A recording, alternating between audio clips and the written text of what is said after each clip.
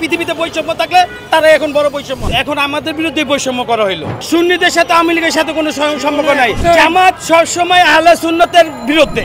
এই যে এখন যারা প্রশাসন আসছে, যারা ক্ষমতায় আসছে, তারা বৈষম্য বিরুদ্ধে আন্দোলন করে আইছে, কিন্তু এখন আমাদের বিরুদ্ধে বৈষম্য করা হইলো। এর চেয়ে বড় আর কোনো কথাই নাই। এক কথাই শেষ, সব কথার এক কথাই, তারাই বড় বৈষম্য। পৃথিবীতে বৈষম্য থাকলে তারাই এখন বড় বৈষম্য, আর কোনো কথা নাই। আমরা শান্তিপূর্ণ সমাবেশটা বানচাল করে দিচ্ছে।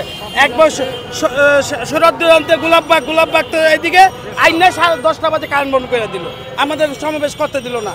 তাহলে কি করা হইলো? এটা বড় বৈষম্য করা হইলো না? এইটা জামাত ইসলামের সম্পূর্ণ একটা বানোয়ান কথা। এই সমাবেশটার বানচাল করার জন্য এটা একটা মিথ্যা বানোয়াট উঠাইয়া দিয়া এই সমাবেশটার কি করলো, এরা বন্ধ করলো। সুন্নিদের সাথে সম্পূর্ণ, সুন্নিদের সাথে আওয়ামী লীগের সাথে কোনো সম্পর্ক নাই। আমরা রাসূলুল্লাহ সৈনিক, আমরা হুসাইনি সৈনিক মুসলমান, আমরা অন্য কিছু জানি না। রাসূলুল্লাহ, আমরা যদি মুসলমান, আমরা হুসাইনি মুসলমান, আমরা রাসূলুল্লাহ ভালোবাসি।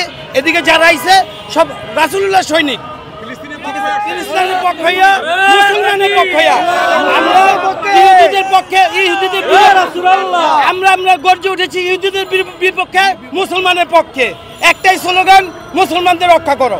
জামাত সবসময় আহলে সুন্নতের বিরুদ্ধে, জামাত তরিকাপন্থীদের সবসময় বিরুদ্ধে থাকে, সুফিবাদের বিরুদ্ধে সবসময় কথা বলে।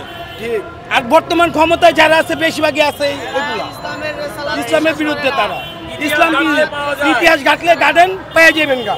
মানে তরিকাপন্থীর একটা প্রচার, তরিকাপন্থীর এত বড় একটা সমাবেশ তারা হইতে দিবে না। আপনারা আমাদের থেকে, আপনারা পেজ যারা আছেন তারা অনেক ভালো জানেন, সবগুণ বেশি জানেন। এই বৈষম্য বিরোধী আন্দোলন করে যারা চালাইতেছে, কারা চালাচ্ছে আছে জানেন, চোখেই দেখা যাচ্ছে। আপনারা আমাদের এক কথাতে বললাম।